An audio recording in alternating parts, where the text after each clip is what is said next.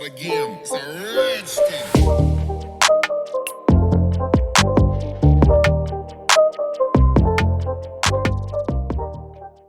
Hey y'all, welcome back to my channel. It's your girl BinkiBianca with some more blog talk.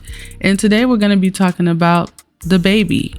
So I was scrolling on Instagram getting ready to go to bed, and I came across a post on Hollywood Unlocked where they showed that the Rolling Stone is exclusively reporting that camera footage or security footage from the 2018 Walmart incident with DaBaby is now undermining his initial self-defense claim. So I decided to go over to Rolling Stone and actually read this article. So I'm going to read some of it here. I'm not going to read the entire thing, and I am going to try not to say certain words because certain words will cause issues with this video getting out there. So I want to make sure that I can, at least read some of this and then, give my opinion about it. So this is a Rolling Stone article. It says video undercuts DaBaby's self-defense claim in 2018 incident. Okay, I'm going to be changing words. Just remember that.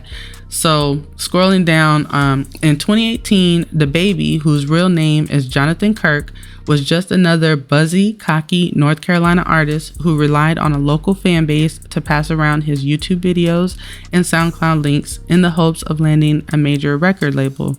I think they meant major record deal, but that's what they wrote. Jalen Craig was one such listener. Being an early admirer of Kirk cost the 19-year-old his life, according to his family, after a chance encounter at a Charlotte area Walmart ended with Kirk and Craig on November 5th, 2018. Kirk has always claimed he acted out of fear for his and his family's safety, describing a scenario where he was approached by two young men who allegedly threatened him and whipped out a thing while he was shopping with his then partner and their children. Kirk claimed he fired his own thing in an act of self-protection and to keep his family safe. But Rolling Stone has obtained never-before-seen security footage of the fatal altercation that appears to contradict key aspects of Kirk's version of events. From the footage, the rapper appears to be the initial aggressor in the situation, calling into question DaBaby's self-defense claim. To Craig's family, the video footage raises some serious questions. Most important, would Jalen Craig still be alive if Kirk hadn't thrown the first punch?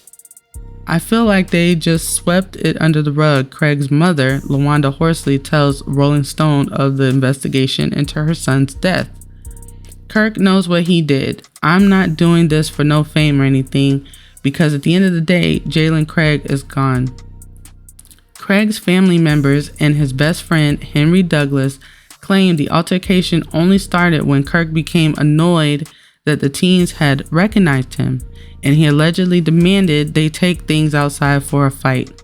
While Kirk claimed to police that one of the teens had first suggested they should fight, the footage shows Craig standing nearby as Kirk sucker punches a blindsided Douglas, barreling into him and striking him in the face.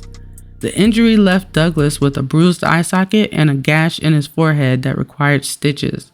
At one point immediately after Kirk's initial attack on Douglas, Craig appears in one block of footage to pull out a thing from his waistband, but as he walks out of frame, he appears to begin to put it back.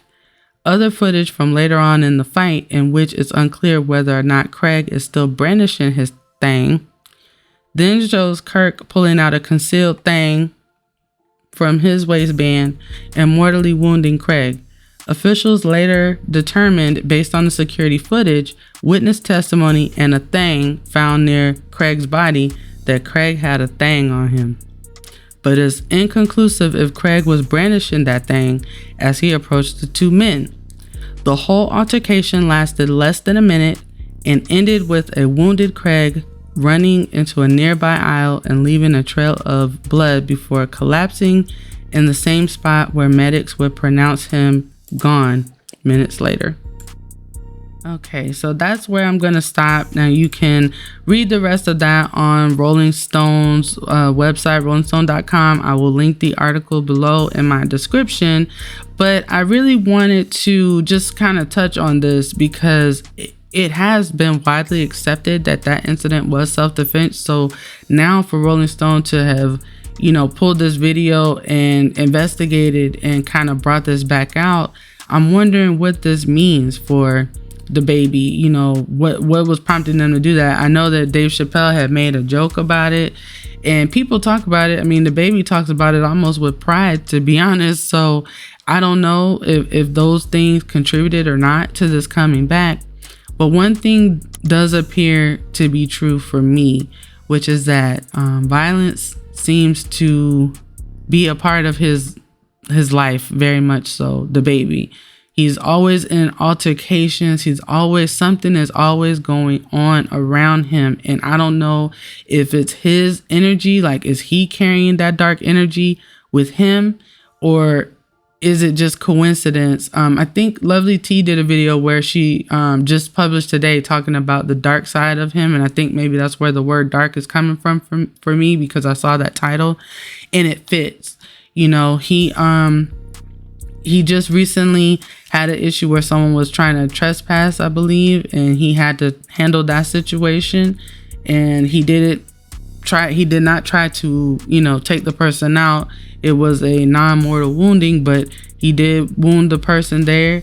Of course, we know about the incident between him and Danny Lay's brother at the bowling alley. Now he just, I think yesterday or the day before, just had a backstage altercation, apparently, allegedly, with one of his artists. And he's been in countless other fights. And I just wonder what is going on, with him. Is this foreshadowing of something about him? Just, is he gonna be able to make it? I don't know. Violence seems to be all around him, and it's kind of disturbing, to be honest. I'm curious if they're going to reopen this investigation, and what will that mean for him. Y'all let me know what you think below. Let me know if you read the article in full and your opinion. Do you think they should reopen this case to get justice for this family, or should they just leave it as is? Why do you think Rolling Stone even reopened this? Let me know what you think below. Like, share, comment, subscribe, and I'll talk to you guys soon.